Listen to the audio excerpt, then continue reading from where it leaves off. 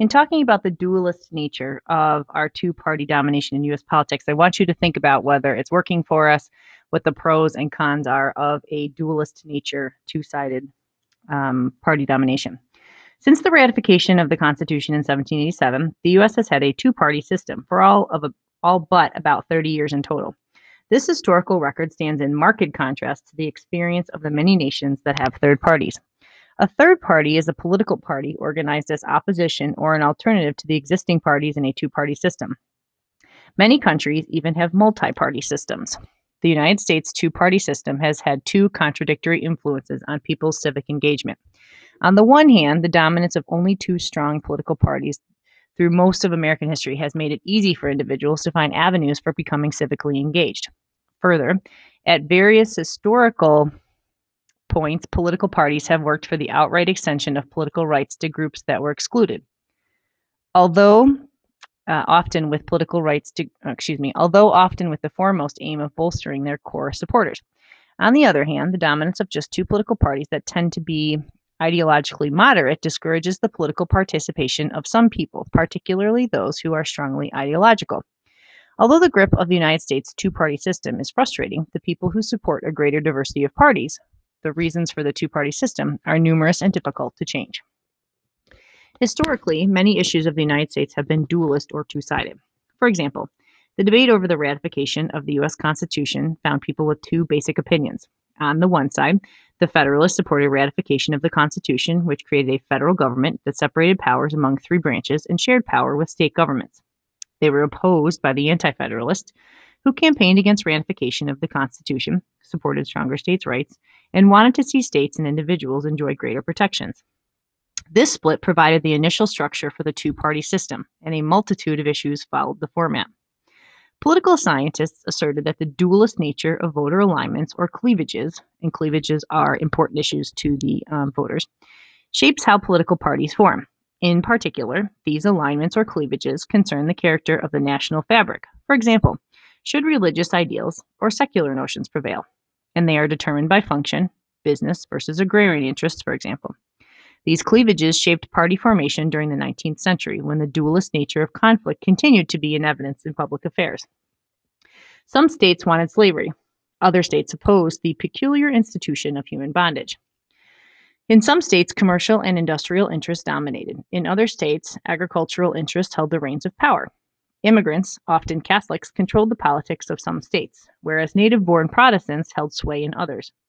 By the 20th century, the dualist conflict had become more ideological. Some Americans agreed with FDR's plan to help lift the country out of the Great Depression by significantly increasing the role of government in people's everyday lives. Others opposed this unprecedented expansion of the federal government's power.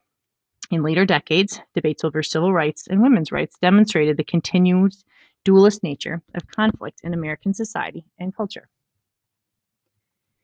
In almost all U.S. elections, the person with the most votes wins. If a competitor gets just one vote fewer than the victor, he or she wins nothing. And if a third party garners a significant proportion of the vote in congressional elections nationwide but does not win the most votes in any given district, the party will not win any seats in Congress. Compare the winner-take-all system with the proportional representation found in many nations. In a proportional representation system, political parties win the number of parliamentary seats equal to the percentage of the vote each party receives. So, for example, if the Green Party were to capture 9% of the vote in a country's election, it would get 9 seats in a 100-member parliament. In a proportional representation system, the 19% of the vote that Reform Party candidate Ross Perot won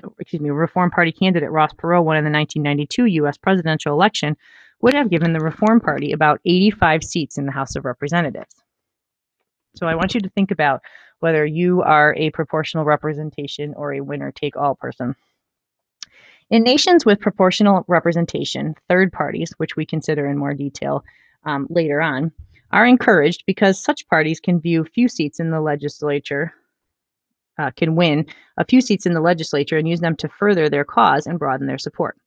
In addition, in proportional representation systems, third parties sometimes form a coalition or working union with a larger party so that the two together can control a majority of a legislature. And so, for example, The Green Party that won 9 seats in Parliament in the example mentioned above might form a coalition with another party that had received 42% of the vote, together forming a majority government. In this way, a third party can get members appointed to key positions as a reward for forming the coalition. Consequently, societies with proportional representation systems can sometimes be more inclusive of differing points of view because even those winning a small proportion of the vote achieve representation, and that representation can be pivotal in the formation of coalitions. So think about our government now. Think about whether the winner-take-all or the proportional representation system would be more effective or less effective than what we have now. Another reason that the two-party system dominates in the U.S. is that party identification, like ideology, values, and religious beliefs, is an attribute that often passes down from one generation to the next. Hence, many an individual is likely to be a Democrat or Republican because his or her parents were one or the other. Many people first learn about government and politics at home. Around the dinner table, a child may have heard her parents rail against Barack Obama's handling of the economy or criticize Mitt Romney's healthcare policy. Having become socialized to their household's political culture, children are likely to mimic their parents' views. We've talked about this in class extensively. Even children who do not share their parents' political outlook or who grow apart from it over time, as commonly occurs during the college years, have been socialized to the legitimacy of the two-party system. Unless, of course, their parents routinely criticized both Democrats and Republicans or voiced dissatisfaction with the two-party system. At both the federal and state level in the United States, election laws benefit the two major parties because they are usually written by members of one of those two parties. Although some local governments mandate nonpartisan elections, in most cities and towns, getting on the ballot typically means simply winning the party's nomination and collecting a state-specified number of signatures of registered party members on a nominating petition. Usually, the party organization circulates this petition for a candidate. Third parties have a much steeper climb to get their candidates in office. In the 2008 presidential election, for example, candidate Ralph Nader, who ran as an independent, had difficulty just getting his name on the ballot in some states. Scholars of civic engagement point to the structural impediments to the formation of third parties as key to the low level of civic engagement on the part of individuals who are dissatisfied with the two-party system. Facing seemingly insurmountable structural obstacles to the formation of successful third parties, some Americans shy away from political engagement.